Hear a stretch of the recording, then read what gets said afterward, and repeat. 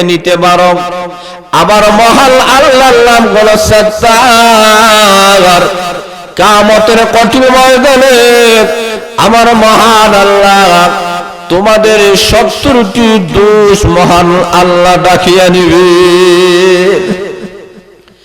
এমন সময়রা মানুষের সমালোচনা করে আদাকে আমরা তেমন গুনাহ মনে করি না, অথচ লক্ষ্য করে দেখেন আল্লাহর নবী বিশ্বনবী রাহমাতুল আলামিন সাহাবায়ে কেরামদেরকে বলেন, ও আমার সাহাবায়ে কেরাম, বলো তো দেখি কিয়ামতের কঠিন ময়দানে সবচাইতে অসহায় সবচাইতে গরিব কোন মানুষটা হবে?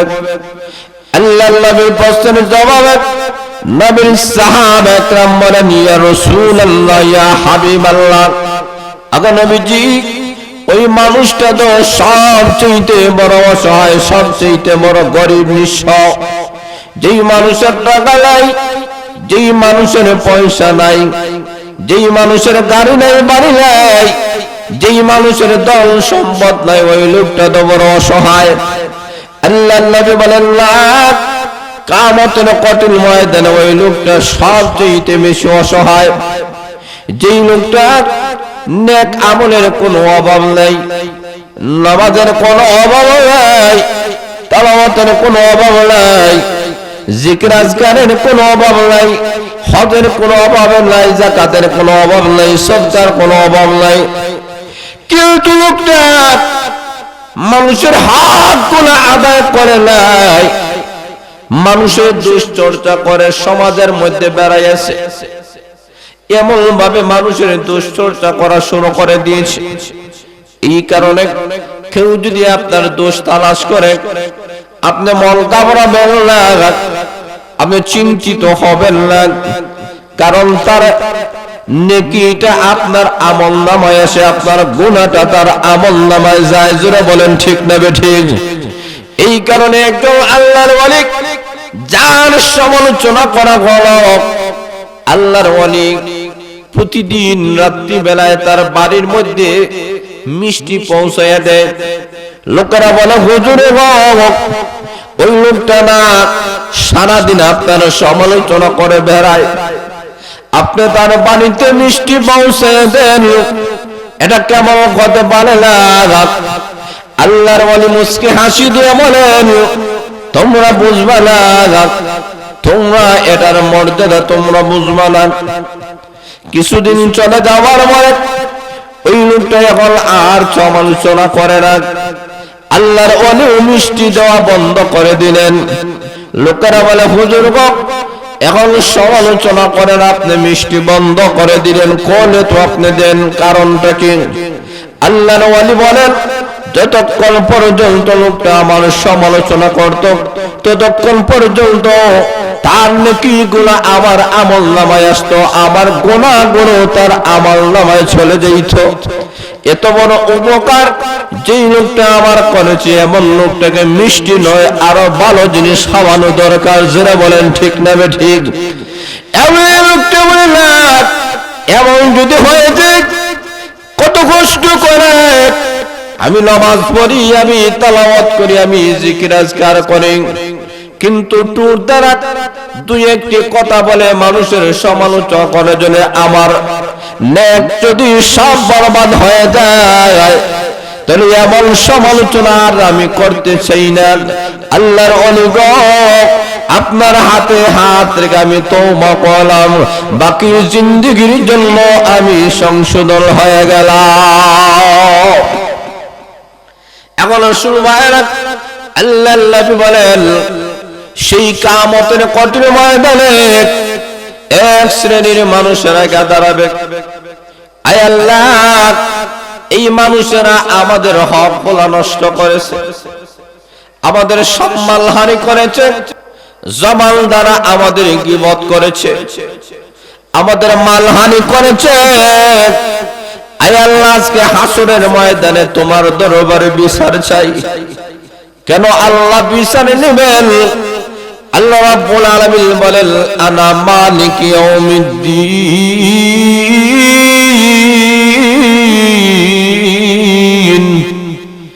আল্লাহ বলেন আমি কিয়ামত দিবসের মালিক। দুনিয়ার মানুষেরা, দুনিয়াতে তুমি সমালোচনা করেছ, তোমার বিরুদ্ধে লোকটা হয়তো কিছু বলতে পারে নাই, প্রভাব কাটাতে পারে নাই। আজকে হাসরের ময়দানে আমি মহান আল্লাহ হলাম কিয়ামত দিবসের মালিক। আমি আল্লাহ আজকে বিচার করব, ইনসাফের কালফাল্লা আমি আল্লাহ কায়েম করলাম। এখন শুনবেন, ওই লোকটা যে সমালোচনা করেছে, আল্লাহ বলবেন আমার বান্দার হক কেন নষ্ট করেছো? কারণ হক গুলা দুই ভাগে বিভক্ত, একটা হলো আল্লাহর হক আর একটা হলো বান্দার হক। আল্লাহ বলেন বান্দা বান্দিরা রে, আমি আল্লাহর হক যদি তোমরা নষ্ট করে ফেলো, আমি আল্লাহর দয়া মায়ার কারণে হয়তো তোমাদেরকে মাফ করে দেব, কিন্তু বান্দার হক যদি নষ্ট হয়ে যায়, এটা আমি আল্লাহ কখনো মাফ করব না যতক্ষণ পর্যন্ত বান্দা তাকে মাফ না করবে। এখন শুনবেন, হাসরের ময়দানে এমন ভাবে লোকটা যখন বলবে, এমনি লোকটা দাঁড়ায়া বলবে, আয় আল্লাহ আজকে হাসরের ময়দানে তোমার দরবারে আল্লাহ বিচার চাই। এমনি মহান আল্লাহ বলবেন তোমার নেকি গুলা দিয়ে দাও। লোকটা বলবে আমার নেকি গুলা তো মানুষের হকের পিছনে আমি দিয়ে দিলাম, কত মানুষকে গালি দিয়েছি, আমার নামাজের সওয়াব দিয়ে দিলাম, কত মানুষকে প্রহার করেছি, আমার তেলাওয়াতের সওয়াব আমি দিয়ে দিলাম। এইভাবে এক একটা হক নষ্টের কারণে এক একটা নেকির বিনিময়ে দেওয়া হয়ে যাবে। আল্লাহ বলবেন এই বান্দার হকটাকে অবশ্যই তোমাকে দিতে হবে। লোকটা বলবে প্রভু আয় আল্লাহ, যেই পরিমাণ আমার নেকি ছিল, এখন তো আমার হাতে নেকি নেই, সকল নেকি গুলা তো আমার শেষ হয়ে গেছে।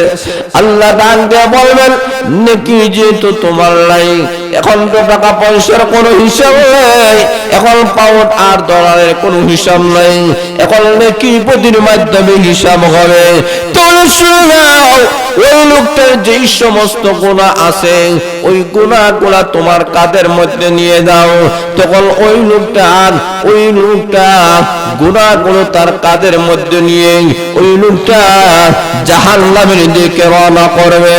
আল্লাহর নবী বলেন সেই কিয়ামতের কঠিন ময়দানে এই লোকটার চাইতে অসহায় গরিব নিঃস্ব হাসরের ময়দানে আর কেউ হতে পারে না। তাহলে লক্ষ্য করে দেখেন, কিয়ামতের কঠিন ময়দানে মানুষের হক যদি আদায় করে না দেওয়া হয়, মানুষের হকের মধ্যে অন্যতম হক হলো মানুষের কখনো সমালোচনা করা যাবে না। সামনে হক অথবা পিছনে হক, যারা বলেন ঠিক না বেঠিক?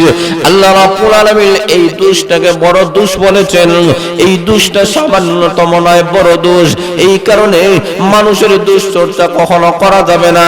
আজকে আমাদের অবস্থা এমন হয়ে গেল, আমরা নামাজ পড়লাম, তেলাওয়াত করলাম, জিকির আজকার করলাম, সকাল থেকে নিয়ে আসরের পূর্ব পর্যন্ত যত আমল করলাম, আসর থেকে নিয়ে মাগরিবের ভিতরে সারেস্টলে হাসটাকার চা খাইয়া 1 ঘন্টা মানুষের সমালোচনা করে সকল নেক আমলগুলা বরবাদ করে চলে আসি। যারা বলেন ঠিক না বেঠিক? এই কারণে আমার মহান আল্লাহ রাব্বুল আলামিন আমার তেলাওয়াতকৃত সূরার মধ্যে মহান আল্লাহ তুলে ধরেছেন, ও দুনিয়ার মানুষেরা শুনে নাও, সামনে হক অথবা পিছনে হক, মানুষের দোষ চর্চা করবা না। এটা হলো তোমাদের দোষ। অন্যের দোষ যখন তালাশ করবা, তখন এই দোষটা কিন্তু তাকে বলা হয় একটা দোষ, আর তোমার দিকে 4টা দোষ চলে যায়। যারা বলেন ঠিক না বেঠিক? এই কারণে আমার মহান আল্লাহ বলেন মানুষের দোষ তালাশ করবা না, সামনে হক অথবা পিছনে হক।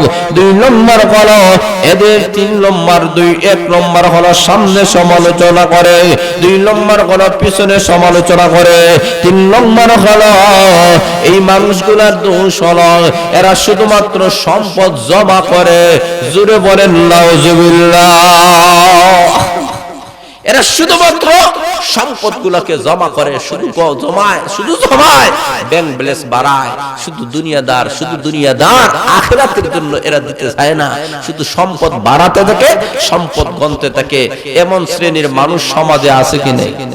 কথা বলে আছে কি নাই? আল্লাহ তাদের কথা তুলে ধরেছে। আল্লাযী জামাআ মালাও আদ্দাদা। আবার মহান আল্লাহ বলেন এই সমস্ত মানুষেরা ধন সম্পদ গুলো শুধুমাত্র জমায়, শুধু গণনা করেন, জমায় গণনা করেন, ব্যাংক ব্যালেন্স মনেন, সুইস ব্যাংকে অ্যাকাউন্ট করেন, এইভাবে কোটি কোটি লক্ষ লক্ষ মিলিয়ন টাকার মালিক হয়ে যায়, কিন্তু এইগুলা ভোগ করার কোনো সুযোগ হয় না। যারা বলেন ঠিক না ঠিক?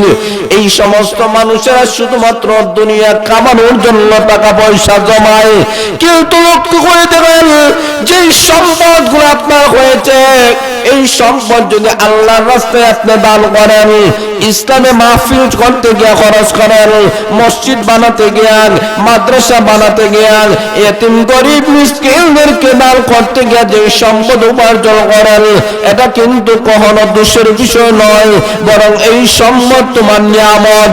কিয়ামতের কঠিন ময়দানে এই সম্পদগুলো আল্লাহর রাস্তায় দান করার কারণে আমার মহান আল্লাহ এমন প্রতিদান আল্লাহ দান করবে। আল্লাহ বলেন সামান্য দুনিয়াতে দান করবা, কিয়ামতের কঠিন ময়দানে আমি মহান আল্লাহ উহুদ পাহাড়ের পরিমাণ সবে পরিণত করে দিব। এখন শুনুন ভাইরা, কিন্তু যেই সম্পদটা শুধুমাত্র দুনিয়ার জন্য কামায়, আল্লাহর রাস্তায় দান খয়রাত করে না, অথবা হারাম কাজে ব্যয় করেন, হালাল কাজে নয়, গায়ে হলুদে ব্যয় করতে রাজি আছেন, গায়ে মরিচে ব্যয় করে, অন্যান্য ভাবে হারাম পন্থায় টাকাগুলা ব্যয় করেন, কিন্তু হালাল ভাবে দিতে চায় না, এমন লোক সমাজে আছে কি নাই? আরো যারা বলেন। এখন শুনুন ভাইরা, আমার মহান আল্লাহ বলেন শুধুমাত্র সম্পদ জমায় আর গণনা করেন, এইভাবে দুনিয়া দাঁড় যারা হয়ে যাবে। আমার মহান আল্লাহ বলেন এইভাবে শুধুমাত্র দুনিয়ার জন্য সম্পদ কামাবেন। আল্লাহর রাসূল বলেন যারা দুনিয়া দাঁড় হবেন এরা মানুষ নয়, এরা চতুষ্পদ জানদার, কুকুরের মতো। আল্লাহর নবী বলেন আদ-দুনিয়া জিফাতু ওয়া তালিবুহা কিলাব। আল্লাহর নবী বলেন তামাম দুনিয়াটা হলো একটা মুর্দা জানদারের মতো, আর এই দুনিয়া যারা অন্বেষণ করে এরা কিলাব। রাসূল বলেন এরা কুকুরের মতো। কুকুরকে কেন রাসূল বললেন? অথচ একটা মৃত জানোয়ার যদি মারা যায় 3 শ্রেণীর প্রাণীরা খায়, কুকুরও খায়, শিয়ালেও খায়, শকুনও খায়, কিন্তু আল্লাহর রাসূল কুকুরের কথা কেন বললেন? তার কারণ হলো শিয়ালে শুধুমাত্র রাত্রি বেলা খায়, দিনের বেলা খায় না। শকুনে দিনের বেলা খায়, রাত্রি বেলা খায় না। কিন্তু কুকুর এমন একটা প্রাণী, সে দিনেও খায়, রাত্রেও খায়, 24 ঘন্টা খাওয়ার মধ্যেই মত। ঠিক তেমনি এক শ্রেণীর মানুষেরা আছে, এরা শুধু দুনিয়া খামানোর জন্য, টাকা পয়সা খামানোর জন্য আজকে আমাদের সমাজে লক্ষ্য করে দেখেন, এটা একটা প্রতিযোগিতা হয়ে গেছে। সম্পদ উপার্জন করা শুধু একটা প্রতিযোগিতামূলক। আজকে আমাদের সমাজের জীবনটা পর্যন্ত আজকে আমাদের সমাজের মানুষেরা বিলীন করে দিতেছে শুধু সম্পদ অর্জন করার জন্য। অথচ এই দুনিয়াটা অস্থায়ী।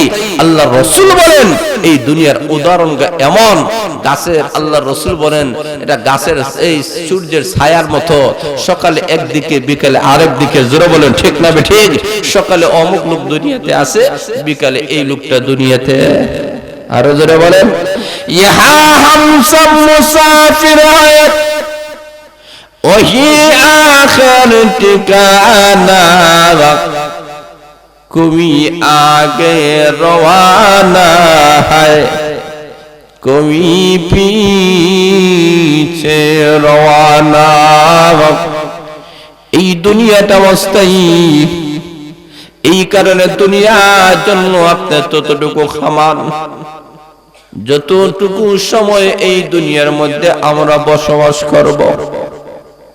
আল্লাহ ওয়ালারা বলেন পরকালের জন্য আপনি ততটুকু চেষ্টা করেন, ততটুকু মেহনত করেন যতটুকু সময় আপনি পরকালে থাকবেন। দুনিয়ার মানুষেরা এই দুনিয়ার 50-60 বছরের জিন্দেগির জন্য যদি আমরা একটা জায়গার যদি প্রয়োজন হয়, বিল্ডিং এর প্রয়োজন হয়, একটা ঘরের যদি প্রয়োজন হয়, তাহলে লক্ষ্য করে দেখেন এই দুনিয়াটা কিন্তু অস্থায়ী। এমন অনেক লোক আমাদের সমাজের মধ্যে পাওয়া যায়, কোটি কোটি টাকা দ্বারা বিল্ডিং বানাইয়াছেন, ঘর উদ্বোধন করার আগে আজরাইল আসিয়া ওনাকে উদ্বোধন করে নিয়েছে। জোরে বলেন ঠিক না বেঠিক? কত সুন্দর বিল্ডিং বানালেন, কিন্তু বিল্ডিং এর ভিতরে ঢোকার সুযোগ হয় নাই, বিল্ডিংটা পর্যন্ত উনি দেখতে পারেন নাই। এমন ভাবে আজকে দুনিয়া থেকে মানুষেরা চলে যাইতেছে। কেউ তো লক্ষ্য করে দেন, আপনি এই দুনিয়া থেকে যে জগতের দিকে আপনি যাইতেছেন, এই জগতের দিকে আপনি তাকাইয়া দেখেন, এমন একটা ঘর বানানো দরকার, যেই ঘর, যে বিল্ডিংটা কখনো ভাঙবে না। এমন গাড়ির দরকার, যেই গাড়িটা কখনো নষ্ট হবে না। এমন বাড়ির দরকার, যেই বাড়িটা কখনো ধ্বংস হবে না। এমন ফার্নিচারের দরকার, যেই ফার্নিচার কখনো পুরানো হবে না, নষ্ট হবে না। এমন খাবারের দরকার, যে খাবারটা কখন দুর্গন্ধ হবে না। এমন একটা জায়গা আল্লাহ রাব্বুল আলামিন আমাদের জন্য নির্দিষ্ট করে রেখেছেন। আল্লাহ নবী বলেন, দুনিয়ার মানুষেরা, দুনিয়াতে যদি তুমি একবার সুবহানাল্লাহ বলতে পারো, জান্নাতের ভিতরে এমন একটা গাছ মহল আল্লাহ তৈরি করে দিবে, 100 বছর পর্যন্ত একটা দ্রুতগামী দৌড়িবে, তথাপি ওই গাছের ছায়া কখনো শেষ হবে না। এখন আসুন ভাইরা, এমন একটা জায়গার জন্য আমাদেরকে মেহনত করতে হবে, আমাদের ধন সম্পদ এমন ভাবে কামাবো আল্লাহ এবং তার রাসূলের জন্য বিলীন করে দিতে হবে। উসমান রাদিয়াল্লাহু তাআলা ওনার সম্পত্তি গুনাহ আল্লাহ এবং তার রাসূলের জন্য বিলীন করে দিয়েছিলেন। খাদিজাতুল কুবরা রাদিয়াল্লাহু তাআলা আনহা যেমন ভাবে ওনার সম্পদ বিশ্ব নবীর কদম মোবারক দিয়েছিলেন, এইভাবে যদি আমরা আমাদের সম্পদ উপার্জন করার পরে আল্লাহ এবং তার রাসূলের জন্য যদি বিলীন করে দিতে পারি, তাহলে এমন সম্পদের কোনো অসুবিধা নাই, বরং এমন সম্পদটা আমাদের জন্য নিয়ামত। কিন্তু যে সম্পদ শুধুমাত্র দুনিয়া কামানোর জন্য করা হয়, আজকে আমাদের সমাজের দিকে লক্ষ্য করা দেখানি, আজকে দিনের কাজে মানুষেরা দান করতে মন চায় না, কিন্তু একটা বাথরুম নাফাক জায়গার মধ্যে মানুষ লক্ষ লক্ষ টাকা গুলা খরচ করে, অথচ প্রয়োজন মিটানোর জন্য। আল্লাহর রাসূল বলেন, ও দুনিয়ার মানুষেরা, এই দুনিয়াটা হলো শুধুমাত্র প্রয়োজন মিটানোর জন্য। একজন মানুষ বাথরুমের মধ্যে যখনই প্রয়োজন হয় তখনই যায়, আবার প্রয়োজন যখন শেষ হয়ে যায় এই লোকটা বাথরুমের ভিতরে রেস্ট নেয় না, আরাম করে না, বাহির হয়ে যায়। ঠিক তেমনি ভাবে এই দুনিয়াটা আমাদের জন্য আল্লাহ ওয়াস্তায় দিয়েছেন। আল্লাহ বলেন শুধুমাত্র প্রয়োজন মেটানোর জন্য, যতটুকু প্রয়োজন দুনিয়া কামানোর জন্য, দুনিয়াতে চলার জন্য, এতটুকু আমরা অর্জন করো, অতিরিক্ত করব না, কারণ আমরা মুসলমান। যারা বলেন ঠিক না ঠিক? এই কারণে মহান আল্লাহ বলেন, আল্লাযী জামাআ মালাহু ওয়া আদ্দাদা ইয়াহসাবু আন্না মালাহু আখলাদা। আল্লাহ রাব্বুল আলামিন বলেন, তাদের ধারণা হলো এই সম্পদগুলো চিরকাল থাকবে, অথবা তারাও চিরকাল থাকবে। হতে পারে না, তোমার সম্পদ চিরকাল থাকবে না, তুমিও চিরকাল থাকবে না, তোমার সম্পদ তোমাকে চিরকাল রাখবে না। বাদশা যুলকারনাইন তামাম পৃথিবীর বাদশা হওয়ার পরও দুনিয়া থেকে চলে গিয়েছে। যারা বলেন ঠিক না বেঠিক? তোমাকে একদিন দুনিয়া থেকে চলে যেতে হবে। আসল ঠিকানা হলো পরকাল। আমার কোনো গুনার কারণে, আমার কোনো অন্যায়ের কারণে, আমার কোনো অপরাধের কারণে জাহান্নামের লাকড়ি যেন আমাকে না হতে হয়, এমন শিক্ষা, এমন ভাবে একটা নসিহত মহান আল্লাহ আমার তেলাওয়াতকৃত সূরার মধ্যে তুলে ধরেছেন। জোরে সুরে বলেন সুবহানাল্লাহ। এখনো শুনবায়রা, আলোচনার সারমর্ম হলো এটা, এই তিনটা যে দোষের কথা বললাম, এই দুই তিনটা দোষ আমরা করব না ছাড়বো? জোরে বলেন। এক নম্বর হলো মানুষের সামনে মানুষের সমালোচনা করা যাবে না, মানুষের পিছনে মানুষের সমালোচনা করা যাবে না। আর শুধুমাত্র দুনিয়াটাকে অন্বেষণ করার জন্য আমরা সম্পদ কখনো কামানো যাবে না। আর যদি কামায় আল্লাহ বলেন এই সম্পদ তোমাকে রাখবে না, সম্পদ স্থায়ী নয়, তুমিও স্থায়ী নয়, একদিন চলে যেতে হবে।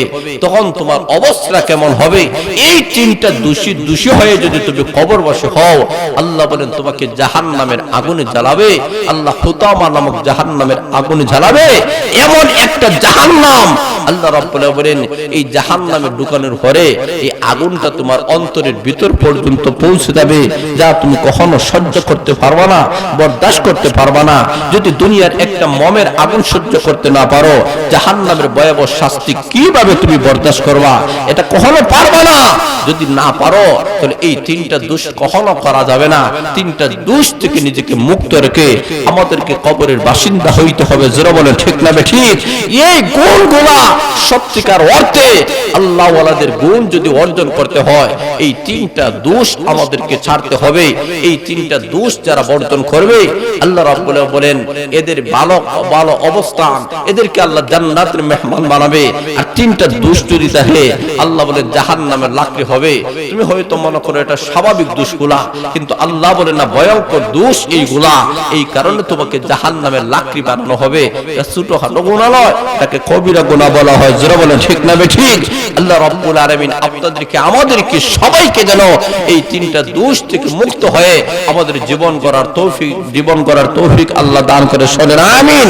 ওয়া আখিরু দাওয়ানা আলহামদুলিল্লাহি রাব্বিল আলামিন।